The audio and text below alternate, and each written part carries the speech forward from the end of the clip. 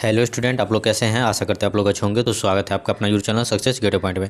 आज की इस वीडियो में हम 12वीं कक्षा की हिंदी के जो कि 100 मार्क का है, इससे कुछ ऑब्जेक्टिव क्वेश्चन बताने वाले हैं जो कि आपको बोर्ड एग्जाम के लिए काफ़ी महत्वपूर्ण रहेगा। तो इस वीडियो को शुरू से लास्ट तक देखते रहिए। चैनल पर नहीं तो चैनल को सब्सक्राइब कर दे, बेल आइकन को भी दबा दे ताकि आने वाली वीडियो सबसे पहले आप तक पहुँचे। तो शुरू करते देखते पहला क्वेश्चन। तो पहला क्वेश्चन देखते हैं। कहता है तुलसीदास की माता का नाम क्या था। तुलसीदास की माता का जो नाम था वह क्या था। तो इसका सही उत्तर है ऑप्शन सी जो कि हुलसी थी। ठीक है। अगला 2 नंबर क्वेश्चन में कहता है कि निस्तार शब्द का संधि विच्छेद है। तो निस्तार शब्द का जो संधि विच्छेद है वह सी है। ठीक है, जिसमें जो है निजोड़ तार बराबर होता है निस्तार। अगला 3 नंबर क्वेश्चन में कहता है कि कुर्सी शब्द संज्ञा है। कुर्सी शब्द जो है वह कौन सी संज्ञा है। तो इसका सही उत्तर है ऑप्शन बी जो कि जातिवाचक संज्ञा है। अगला 4 नंबर क्वेश्चन में कहता है कि अन्याय शब्द का संधि विच्छेद है। तो अन्याय शब्द का संधि विच्छेद क्या होता है। तो इसका सही उत्तर है ऑप्शन सी जो कि अजोड़ न्याय बराबर अन्याय होता है। चलिए अगला प्रश्न देखते हैं। वीडियो को शुरू से लाते देखते रहिए। ठीक है, जो कि बहुत इंपॉर्टेंट क्वेश्चन से बताने जा रहे हैं। अगला जो 5 नंबर क्वेश्चन में कहता है कि नदी शब्द है। तो नदी जो है कौन सा शब्द है। तो 4 ऑप्शन दिया गया, स्त्रीलिंग है या पुल्लिंग है या उभयलिंग है या इनमें से कोई नहीं है। तो इसका सही उत्तर है नदी जो है वह स्त्रीलिंग है। सही उत्तर हो जाएगा ऑप्शन ए जो कि स्त्रीलिंग है। अगला 6 नंबर क्वेश्चन में कहता है कि कवितावली, ध्यान दीजिएगा, कवितावली के रचनाकार हैं। तो कवितावली के रचनाकार कौन है। तो इसका सही उत्तर है ऑप्शन ए जो कि सूरदास हैं। बहुत इंपॉर्टेंट क्वेश्चन है, याद रखिएगा। अगला 7 नंबर क्वेश्चन में कहता है कि तुम्हें क्या चाहिए। तुम्हें क्या चाहिए में सर्वनाम है। तो कौन सा सर्वनाम है। तो इसका सही उत्तर हो जाएगा ऑप्शन बी जो कि प्रश्नवाचक है, क्योंकि यहाँ प्रश्न कर रहे हैं। तो एक चीज़ ध्यान दीजिएगा, प्रश्नवाचक जो है जिसमें क्या क्यों कैसे जो लगा रहता है वो एक प्रश्नवाचक सर्वनाम होता है। ठीक है, तो इस चीज़ को याद रखिएगा तो ऑटोमेटिक बन जाएगा। अगला 8 नंबर क्वेश्चन में कहता है कि जाति शब्द का विशेषण है। तो जाति शब्द का विशेषण क्या है। तो इसका सही उत्तर है ऑप्शन बी जो कि जातीय है। ठीक है। अगला 9 नंबर क्वेश्चन में कहता है कि आलस का विशेषण है। आलस का क्या विशेषण है। तो इसका सही उत्तर हो जाएगा ऑप्शन सी जो कि आलसी। चलिए बहुत इंपॉर्टेंट है। अगला क्वेश्चन देखते हैं। अगला 10 नंबर क्वेश्चन में कहता है यथा समय समास है। तो यथा समय कौन सा समास है। तो इसका सही उत्तर है ऑप्शन सी जो कि अव्ययीभाव समास है। ठीक है। चलिए अगला 11 नंबर क्वेश्चन में कहता है कि रोज शीर्षक कहानी के लेखक कौन है। बहुत इंपॉर्टेंट क्वेश्चन है। ठीक है, तो रोज शीर्षक कहानी के लेखक कौन है। तो इसका सही उत्तर है ऑप्शन डी जो कि अज्ञेय है। ठीक है। अगला 12 नंबर क्वेश्चन में कहता है कि निवास शब्द में उपसर्ग हैं। तो निवास शब्द में क्या उपसर्ग है। तो आप लोग उपसर्ग पढ़े होइएगा, नहीं पढ़े तो इनको याद रखिए। तो इसका सही उत्तर हो जाएगा ऑप्शन डी जो कि नी जो है वह निवास का उपसर्ग है। ठीक है। अगला 13 नंबर क्वेश्चन में कहता है कि अरबे, ठीक है, अरेबा परेबा, ध्यान दीजिएगा, अरेबा परेबा उदय प्रकाश की कैसी कृति है। अरेबा परेबा जो है उदय प्रकाश की कैसी कृति है। तो इसका सही उत्तर हो जाएगा ऑप्शन सी जो कि कविता संग्रह है। ठीक है, ध्यान दीजिएगा। अगला 14 नंबर क्वेश्चन में कहता है कि अशोक वाजपेयी किस काल के कवि हैं। बहुत इंपॉर्टेंट है, अशोक वाजपेयी किस काल के कवि हैं। तो इसका सही उत्तर हो जाएगा ऑप्शन डी जो कि आधुनिक काल के, अभी के काल के। ठीक है। चलिए अगला प्रश्न को देखते हैं।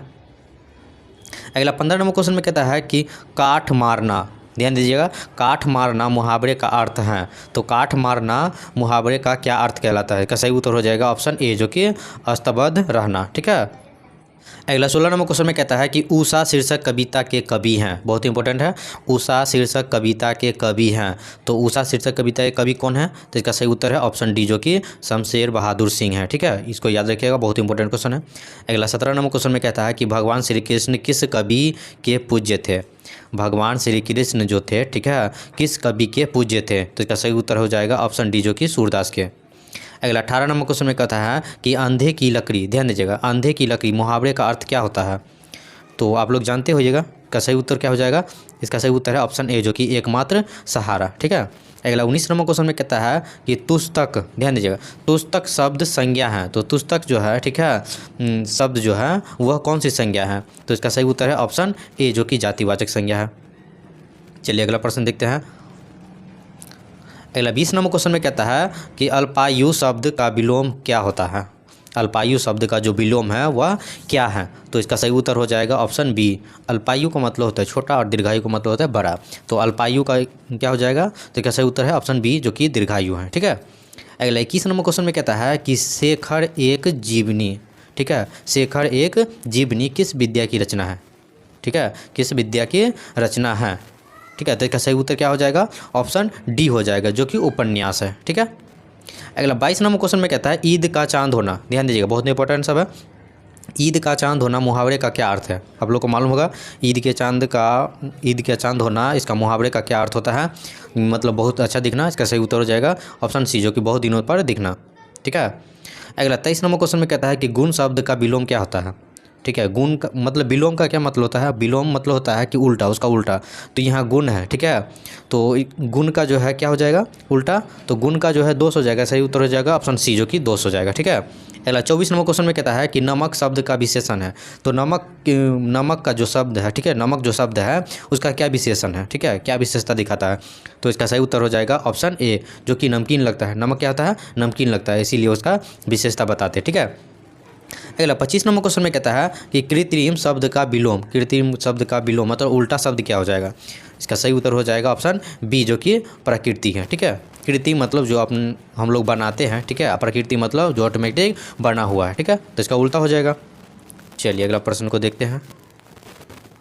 अगला 26 नंबर क्वेश्चन में कहता है कि उसने कहा था, बहुत इंपॉर्टेंट है, उसने कहा था कहानी में किस शहर का चित्रण है? ठीक है, उसने कहा था कहानी में किस शहर का चित्रण है? तो इसका सही उत्तर क्या हो जाएगा? ऑप्शन सी हो जाएगा, जो कि अमृतसर का है। ठीक है। अगला 27 नंबर क्वेश्चन में कहता है कि अग्रज शब्द का विलोम, ठीक है, अग्रज शब्द का विलोम क्या होगा, मतलब उल्टा क्या होगा? तो आप लोग बच्चे क्लास में पढ़े होगा। ठीक है, अग्रज का अनुज होता है, ठीक है, अनुकूल का प्रतिकूल, इस टाइप से। तो इसका सही उत्तर क्या हो जाएगा? तो इसका सही उत्तर हो जाएगा ऑप्शन ए, जो कि अग्रज का अनुज हो जाता है। ठीक है। अगला 28 नंबर क्वेश्चन में कहता है कि दर्शनीय शब्द में प्रत्यय। तो आप लोग प्रत्यय पढ़े हो गया, ठीक है, नहीं पढ़े तो इसको याद रखिए। तो इसका सही उत्तर हो जाएगा ऑप्शन बी, जो कि ये है। ठीक है। अगला 29 नंबर क्वेश्चन में कहता है कि फणीश्वर नाथ रेणु की पुस्तक है। तो फणीश्वर नाथ रेणु की कौन सी पुस्तक है? तो इसका सही उत्तर हो जाएगा ऑप्शन बी, जो कि मैली आंचल है। ये चीज़ ध्यान दीजिएगा, यहाँ एक उल्टा क्वेश्चन भी पूछ देता है, कभी कभी पूछेगा कि मैली आंचल जो है वह किसकी रचना है? ठीक है, तो आप याद रखिएगा फणीश्वर नाथ रेणु की रचना है। ठीक है। अगला 30 नंबर क्वेश्चन में कहता है कि जर्मन पलटन को किसने मार गिराया? जर्मन पलटन को किसने मार गिराया? तो सही उत्तर है ऑप्शन बी, जो कि लहना सिंह ने। ठीक है, बहुत इंपॉर्टेंट है लहना सिंह के बारे में। अगला 31 नंबर क्वेश्चन में कहता है कि जयशंकर प्रसाद किस वाद के कवि थे? तो इसका सही उत्तर है ऑप्शन सी, जो कि छायावाद के थे। चलिए अगला प्रश्न को देखते हैं। अगला 32 नंबर क्वेश्चन में कहता है कि चक्रपाणी कौन सा समास है? चक्रपाणी जो है वह कौन सा समास है? तो इसका सही उत्तर है ऑप्शन ए, जो कि बहुब्रीहि समास है। ठीक है। अगला 33 नंबर क्वेश्चन में कहता है जो स्त्री अभिनय करती हो, इसके लिए जो है एक शब्द क्या हो जाएगा? तो जो स्त्री अभिनय करती हो उसे हम क्या कहते हैं? तो इसका सही उत्तर हो जाएगा ऑप्शन सी, जो कि अभिनेत्री कहते हैं। ठीक है। अगला 34 नंबर क्वेश्चन में कहता है कि प्यारे नन्हे बेटे को कविता में लोहा किसका प्रतीक है? तो किसका प्रतीक है? तो इसका सही उत्तर हो जाएगा ऑप्शन बी, जो कि कर्म का प्रतीक है। अगला 35 नंबर क्वेश्चन में कहता है कि काठ का सपना, ठीक है, काठ का सपना किसके द्वारा लिखी गई? तो किसके द्वारा लिखी गई? तो सही उत्तर है ऑप्शन ए, जो कि गजानन माधव मुक्तिबोध के द्वारा। अगला 36 नंबर क्वेश्चन में कहता है गिरा हुआ के लिए एक शब्द बताइए। तो गिरा हुआ के एक शब्द क्या हो जाएगा? तो इसका सही उत्तर है ऑप्शन सी, जो कि पतित हो जाएगा। ठीक है। अगला प्रश्न देखते हैं। 37 नंबर क्वेश्चन में कहता है कि अपमान शब्द का विलोम, अपमान का विलोम मतलब उल्टा शब्द क्या हो जाएगा? ठीक है, अपमान करना, ठीक है, अपमान करना मतलब इसका उल्टा क्या हो जाएगा? सही हो जाएगा ऑप्शन बी, जो कि सम्मान करना। अगला 38 नंबर क्वेश्चन में कहता है गैंग्रीन क्या है? बहुत इंपॉर्टेंट है, गैंग्रीन जो है वह क्या है? तो सही उत्तर है ऑप्शन बी, जो कि गैंग्रीन जो है पौधा है। चलिए अगला प्रश्न देखते हैं। अगला 39 नंबर क्वेश्चन में कहता है कि आँखों के सामने के लिए एक शब्द बताइए। आँखों के सामने इसका मतलब क्या होता है? तो इसका सही उत्तर हो जाएगा ऑप्शन बी, जो कि प्रत्यक्ष।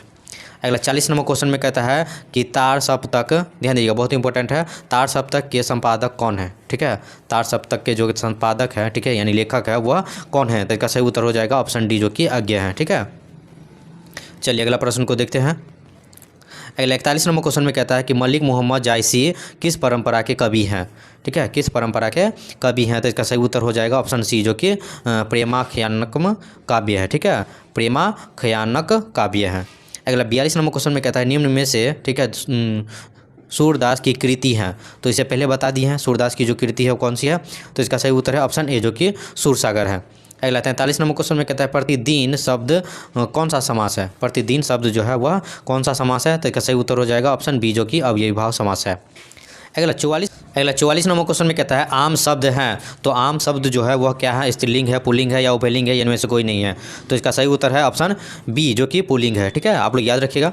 अगला 45 नंबर क्वेश्चन में कहता है कि विनय पत्रिका की भाषा है, विनय पत्रिका कौन सी भाषा है, तो इसका सही उत्तर हो जाएगा ऑप्शन सी। ठीक है, ऑप्शन सी जो कि अवधि भाषा है। ठीक है, अवधि। अगला 46 नंबर क्वेश्चन में कहता है कि विभागीय शब्द के में प्रत्यय हैं, तो विभागीय शब्द में कौन सा प्रत्यय है, तो इसका सही उत्तर हो जाएगा ऑप्शन ए जो कि ये शब्द हैं। ठीक है, दीर्घी ई लगा हुआ है और यो है, इसलिए इसको क्या हो जाएगा, दीर्घी ई और यो ई। ठीक है, अगला 47 नंबर क्वेश्चन में कहता है कि भवन शब्द हैं, तो भवन कौन सा शब्द है, स्त्रीलिंग है, पुल्लिंग है, उभयलिंग है, तो सही उत्तर हो जाएगा ऑप्शन बी जो कि वह पुल्लिंग है। अगला 48 नंबर क्वेश्चन में कहता है कि आई शब्द का विलोम, तो आई का जो विलोम होता है यानी उल्टा होता है, तो आई का उल्टा क्या हो जाएगा, तो इसका सही उत्तर हो जाएगा ऑप्शन बी जो कि वह। ठीक है, चलिए अगला प्रश्न देखते हैं। अगला 49 नंबर क्वेश्चन में कहता है कि अनादर में कौन सा समास है, तो अनादर में जो है कौन सा समास है, सही उत्तर हो जाएगा ऑप्शन बी जो कि नन समास है। अगला 50 नंबर क्वेश्चन में कहता है त्रिलोक शब्द कौन सा समास है, त्रिलोक शब्द जो है वह कौन सा समास है, सही उत्तर हो जाएगा ऑप्शन बी जो कि द्विगु समास है। अगला 51 नंबर क्वेश्चन में कहता है कि उच्च शब्द का विशेषण है, उच्च शब्द किसका विशेषण, ठीक है, किसका विशेषता बताता है, तो इसका सही उत्तर हो जाएगा ऑप्शन बी जो कि ऊंचाई का विशेषता बताता है। ठीक है, अगला 52 नंबर क्वेश्चन में कहता है कि बेमान शब्द में उपसर्ग है, तो बेमान शब्द में क्या उपसर्ग है, तो बेमान शब्द में जो है इसका सही उत्तर हो जाएगा ऑप्शन सी जो कि बे जो है वह, ठीक है, बेमान शब्द का उपसर्ग है। चलिए अगला प्रश्न देखते हैं, बहुत इंपॉर्टेंट क्वेश्चन सब है। वीडियो अच्छा लग रहा है तो वीडियो को लाइक कर दें। अगला 53 नंबर क्वेश्चन में कहता है कि कमल का पर्यायवाची शब्द, ठीक है, पर्यायवाची शब्द क्या होता है आप लोगों को जानकारी होगा, पर्यायवाची शब्द मतलब उसका अनेक शब्द है। ठीक है, तो कमल का क्या पर्यायवाची शब्द है, तो इसका सही उत्तर हो जाएगा ऑप्शन बी जो कि जलज है। ठीक है, अगला 54 नंबर क्वेश्चन में कहता है कि पढ़ाई शब्द में कौन सा प्रत्यय है, पढ़ाई शब्द में जो है वह कौन सा प्रत्यय है। ठीक है, तो ध्यान दीजिए, एक चीज़ ध्यान दीजिएगा। ठीक है, प्रत्यय जो है वो लास्ट वाला होता है। ठीक है, कोई शब्द का जो है लास्ट वाला जो होता है वो होता है, ठीक है, मात्रा के साथ, और उपसर्ग में जो है वह शुरू वाला होता है। ठीक है, तो इसमें क्या कहता है पढ़ाई शब्द में कौन सा प्रत्यय है, तो ध्यान दीजिएगा, पढ़ाई शब्द में जो है मात्रा के साथ लेना है। तो देखिए यहाँ आ की मात्रा के साथ जो है दीर्घी है, आ की मात्रा दीर्घी जो है सी में है, तो इसका सही उत्तर हो जाएगा ऑप्शन सी। अगला 55 नंबर क्वेश्चन में कहता है कि शिवा बावनी, ध्यान दीजिएगा, शिवा बावनी में कितने मुक्तक हैं। ठीक है, शिवा बावनी में कितने मुक्तक हैं, सही उत्तर हो जाएगा ऑप्शन बी जो कि 52 है। ठीक है, अगला 56 नंबर क्वेश्चन में कहता है कि जयप्रकाश नारायण को किसका दलाल कहा गया, ध्यान दीजिएगा, जयप्रकाश नारायण को जो है किसका दलाल कहा गया था। ठीक है, तो सही उत्तर है ऑप्शन ए जो कि अमेरिका का दलाल कहा गया था। अगला 57 नंबर क्वेश्चन में कहता है कि उच्चारण शब्द का संधि विच्छेद है, तो उच्चारण शब्द का जो है संधि विच्छेद वह क्या है, तो ऑप्शन ए है इसका सही उत्तर जो कि उत्तजोड़ चारण है। ठीक है, चलिए बहुत इंपॉर्टेंट क्वेश्चन सब है, याद रखिएगा। ठीक है, चलिए अगला 58 नंबर क्वेश्चन में कहता है जगदीश चंद्र माथुर का जन्म कब हुआ था, देखिए कितना इंपॉर्टेंट क्वेश्चन है, जगदीश चंद्र माथुर का जो जन्म हुआ था वह कब हुआ था, तो इसका सही उत्तर हो जाएगा ऑप्शन ए हो जाएगा। ठीक है, 16 जुलाई 1917 को हुआ था। अगला 59 नंबर क्वेश्चन में कहता है युद्ध और शांति, ध्यान दीजिएगा बहुत इंपॉर्टेंट है, युद्ध और शांति की समस्या पर लिखी गई काव्यकृत है, तो कौन सी है, तो इसका सही उत्तर हो जाएगा ऑप्शन डी जो कि इनमें से सभी हैं, जैसे कि कुरुक्षेत्र है, ठीक है, रसीमरथी है, परशुराम की प्रतीक्षा, ये सब है। अगला 60 नंबर क्वेश्चन में कहता है कि अर्धनारीश्वर की किस विधा से संबंधित है, तो कौन सी है, तो इसका सही उत्तर हो जाएगा ऑप्शन ए जो कि निबंध है। ठीक है, बहुत ही इंपॉर्टेंट क्वेश्चन है, वीडियो अच्छा लगे तो दोस्तों में शेयर भी कर दें। ठीक है।